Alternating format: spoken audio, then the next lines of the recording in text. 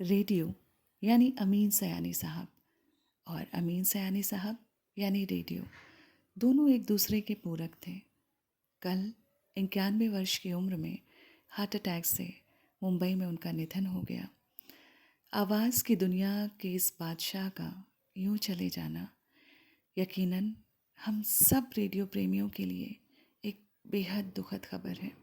अफ़सोस अब हमें वह मखमली आवाज़ सुनने को नहीं मिलेगी जो बड़े प्यार से कहती थी, नमस्कार भाइयों और बहनों, मैं आपका दोस्त अमीन सयानी बोल रहा हूँ।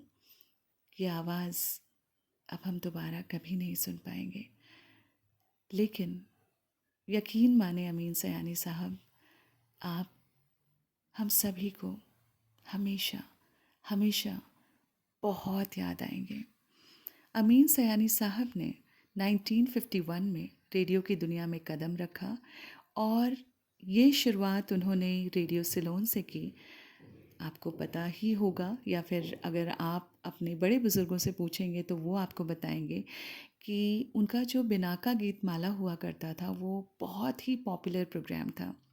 कहा जाता है कि सयानी साहब ने 50,000 से ज़्यादा रेडियो प्रोग्राम्स प्रोड्यूस किए या फिर उनकी कंपेयरिंग की, और 19,000 के करीब रेडियो स्पॉट्स या जिंगल जो है उन जिंगल्स में उन्होंने अपनी आवाज़ दी।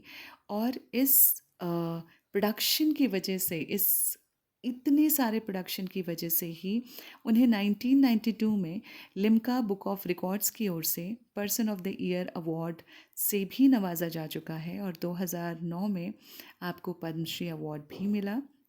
सयानी साहब का ताल्लुक़ एक साहित्यिक परिवार से रहा है। उनकी माँ कुलसुम सयानी महात्मा गांधी जी के निर्देशन में जर्नल रहबर का संपादन करती थी और सयानी साहब अपनी माँ की मदद किया करते थे इसमें। भाई हामिद सयानी भी खुद रेडियो की दुनिया से ताल्लुक़ रखते थे और उन्होंने ही अमीन सयानी जी को भी रेडियो में मौका दिलाया काम करने का। सयानी साहब ने कई फिल्मों में भी रेडियो अनाउंसर की भूमिका निभाई है। उनका जो पॉपुलर शो था बिनाका गीतमाला, उसके कई नाम बदले गए। कभी वो बिनाका गीतमाला से सिबाका गीतमाला बना, कभी हिट परेड के नाम से पॉपुलर हुआ, लेकिन इतने के बावजूद भी उनकी जो अपनी लोकप्रियता थी वो कभी कम नहीं हुई। Can you believe this? ये जो शो था 1952 से लेकर 1994, यानी 42 सालों तक चला है। जी हाँ, 42 वर्षों तक एक प्रोग्राम लगातार हिट बना रहा। उन्होंने संगीत जगत की भी कई जानी मानी हस्तियों जैसे लता मंगेशकर जी, रफ़ी साहब, किशोर कुमार जी और यहाँ तक कि राज कपूर जी, जो बड़े जाने माने आप कह सकते हैं एक्टर डायरेक्टर रहे हैं, उनको भी उन्होंने इंटरव्यू किया था। और वो रेडियो के जिस दौर में थे, वो दौर रेडियो का गोल्डन इरा कहलाता है।